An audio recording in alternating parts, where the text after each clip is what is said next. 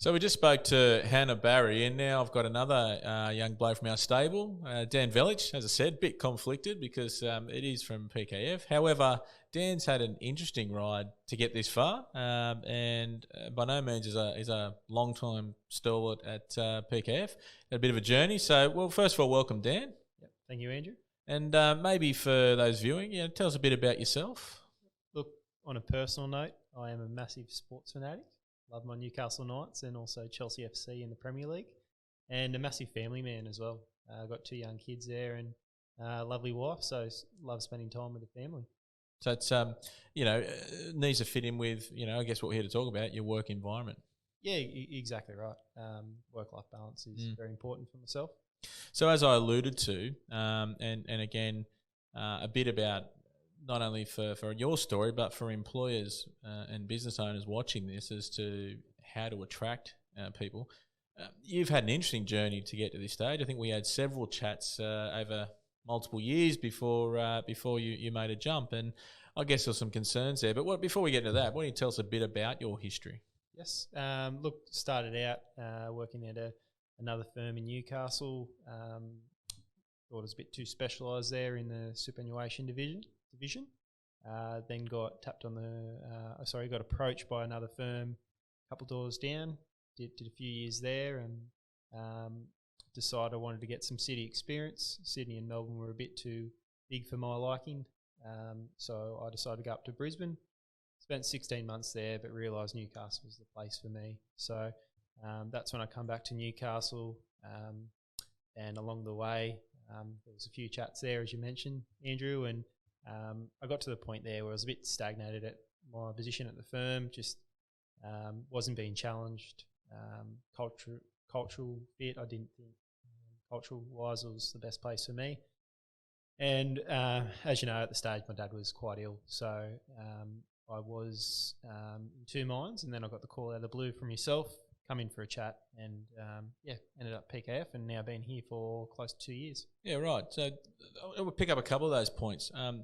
You thought you had to leave Newcastle for that city, as you call it, exposure. Yes. I guess twofold there. Newcastle in that time has grown and developed in a number of areas that probably didn't have when you were earlier in your career. But also it is very much noted that people having to think they have to leave to get that kind of experience. Was that a matter of perception, or is that just a matter of, yes, you did have to, and now these days maybe you don't? 100% perception. I went to Brisbane to further my career and I suppose get a better sort of knowledge and training from a bigger firm, being from a larger city, but that was complete opposite. Newcastle's quite unique in the clients that we work on are quite large, but also the people that we work with, they're very switched on. You go to these capital cities and they're no better than the accountants here in Newcastle. Probably not even. Exactly right, yeah. So I think, again, from an employer's point of view, this isn't just accounting, but generally some of the things I'm hearing here is, okay, it's perceptions. You need to make sure your people or potential candidates know what kind of opportunities there are, maybe not for them straight away, but, things have to happen in careers, but at least within the business environment, because, leaving to have to get something isn't necessarily the answer. So for me, that's communication and constantly having those discussions.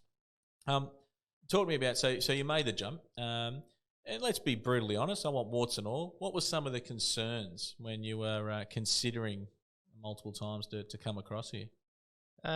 Look, for me, in relation to PKF, it was the perceived culture. And we've spoken about this before. That was my hesitations, but in reality, self-beats, and it's completely different. The perception to reality is completely different. I put this culture up there with the best I've worked with, and that was primarily the reason that I didn't want to come here. I thought it was going to be long hours, poor work-life balance, but in reality, it's completely different. And where did that perception come from? For me, I think it's the old days. under sort of the old leadership. But But even that, yes, I could challenge. I mean, yep, is it from other people? Is it from just pub talk? Where do you hear these things? Because this is important yep. for anyone employing people. They need to make sure that their messaging's right. To be honest, it's a little bit of pub talk, but probably the perception as well. Being a bigger firm, there's the perception that the culture's not going to be like a boutique firm, but this is a large firm with a boutique culture, the way I see it. I've worked at other large firms, and the culture there has been not like a boutique firm. It's sort of been the partners and the accountants have been a bit separated. But in reality, this firm is, it's all one. And I think, to answer your question, it's for me, it's probably that perception of the prior experience and me perceiving that PKF would be like that as well. And I think, again, from the employer's point of view, whether it's reality or not, your market might be thinking one thing. So you need to work not extra hard, but you need to put effort behind putting your best foot forward and having advocates out there. I think is a good way to actually put that. So you came across, as you said, unfortunately your dad was crook, and in addition to that, very family focused. Tell me the truth. How have you found the flexibility and that work-life balance? Look, getting a bit emotional about it, but it was very kind of the partners here. Like Dad had terminal cancer, and as we said before I signed up, I said, look, where I'm at the moment, I'm not interested at work as it is. I want to take some time off and work part-time, and you guys essentially just said, look, you choose your hours and we'll accommodate that. So that was a 9-month journey, and then even when coming back, you were flexible as well. So for me, that's there's not many employers that would offer that flexibility. Just say you pick your hours and then let us know when you want to go full time. Good. Yeah. No. And again, and it's great we can, and I know we've had a conversation about this separately, but for the purpose again of employers, that flexibility these days is getting thrown around that much. It's the new call it work-life balance, or whatever you want to call it. Reality is, what does that mean? What's your policy around it? Who knows about it, etc.? How do you actually live and breathe it? And I think it's an important thing to look at. I mean, for me, what have you found, Dan, as some of the key surprises or the positives in your role and what you get to experience day in, day out? Biggest surprise, and I had a good conversation with David Jemison about this, is you come to a firm like PKF and it's just the constant challenges. You don't realise, especially in the role that I'm in, the tax consulting role, how challenging the role can be. And by challenges, you mean from a client challenge opportunity point of view? Yeah, there's opportunity, but the day-to-day, always something new. The clients that we deal with, the issues that they present, we're always there's always challenges. You're not just dealing with the same issues. It's not just punching out a tax return. The client base that we work with is so diverse, and some of the clients are so large. You don't get these opportunities at other firms in the Newcastle market. So for me personally, that's the challenge that I enjoy. But then off the back of that, it's the challenge to further improve your career. It's the constant sales training or professional development. Like that's talking about sales training. Yes. Accountants selling. Yep. So sales training. That's something that I find challenging. Throughout my career, I was pretty technically focused. But at the end of the day, if you want to become a partner and be in a position to have an opportunity to be a partner, you got to be good at getting work into the office. So that's the reason that the sales training I find challenging and really beneficial, because I want to become a partner one day, and that sales training is what I need to work on. Yeah, it's a great point, and a good segue to one of the points I was going to make around how many clients we come across and how many other firms for that matter, but employers that they give a lot of training with regard to what they actually deliver, as in here would be a lot of accounting technical training, or in a doctor's surgery it'd be a lot of medical based training. in a retail environment, it's a lot of merchandise training, etc. But how much actually extends beyond that into how to do your role? If you're a people manager, what people management training do you get? If you're responsible for a P&L, a profit and loss, what sort of training do you get on, how to run the business, etc., etc. So I think for most people trying to achieve, what is the role expectation? What learning and development do they require to deliver upon that, as opposed to just that operational sense of what we deliver to consumers or to other businesses? Yes, yeah. And you get that? Yeah, look, 100%. And I agree. It's training for the role, not just here's a technical training once a quarter. That's all you're training. That's all you need. You're an accountant. It's the training for the role, as you said. It's the sales training. It's the people management. Like for myself, you've been a good mentor. Get down once a month and go through, okay, here's the 8 pillars of assessing a partner in this firm. Here's where I think you are, and here's where I think you need to go. So it's not just the technical ability; it's the sales, it's the people management. We've got rubrics that we constantly refer back to. And what about? And I know you've had a number of firms you've been in, so I'm interested in this one. A lot of feedback from employees, not just in accounting but across the board, is that they get promised a lot and not often a lot of follow through, or we don't say what we're going to do generally as an employer or a direct report or supervisor. How have you found that, and how important is that?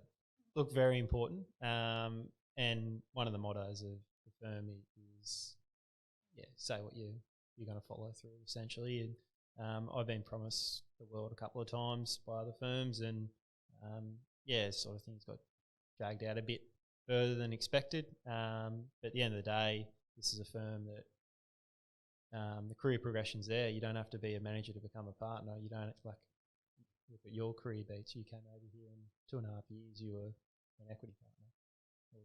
Just buy people off, mate. Yeah, so there's the opportunities there. You don't have to follow the traditional model. If you're good enough and you put the effort in, the opportunities there. So yeah, and I think that's again from an employer's point of view, I can't stress enough making sure you communicate with your people, you understand what they're trying to achieve. Yes, there's got to be the business opportunity, but that's clear and transparent communication and follow through, making sure if you commit to something, you actually deliver upon, or you include stakeholders in that conversation. Yeah. Certainly the inclusion, I think, is very valuable. Yeah, that's good. I guess, mate, that's some really good points and feedback for employers. Anything, you'd like to add to that from, an employee or employer point of view, and what really keeps you engaged and attract and what others could learn from? I think the two ways that I'd break this down is from an employee perspective. They want to be constantly challenged, and secondly, it's the perks that the employer offers. So if I look at PKF from a perks point of view, it's the family life balance, the flexible work and remote work. For me, it's the fact that we live next door to a childcare centre. How easy is that? The parking that's offered. I've worked in town before, and you've had to walk from King Edward down to the office. Just an inconvenience. Whereas here we've got the parking out the back, which is just easy. And then from a challenge point, it's the role coming in and knowing that you're going to be challenged every day. You're not just doing the same thing every single day. I really enjoy the challenge, and that's what I like about PK. Yeah, that's great, mate. And that's one of the things I hadn't. In the previous interview with Hannah, we basically mentioned it's not all remuneration, but you've articulated that pretty well around. Perks can be just that sheer convenience of what's around. Like, from ones have a nice office, but also if it's in the middle of nowhere, that makes it a bit hard. But all the parking, the flexibility, the other benefits that might be related to additional leave, or I think there's a number of things from a packaging sense and what you've got to offer to an employee that you need to look at, rather than just here's your paycheck. Yeah, exactly right. For me, to be honest, it's probably more the perks than it is the paycheck. The position and so you're going to do it for free? No, but the position and the title, that will always come with remuneration. But to keep an employee around, it's it's the perks, and especially being having a young family. Those perks are invaluable.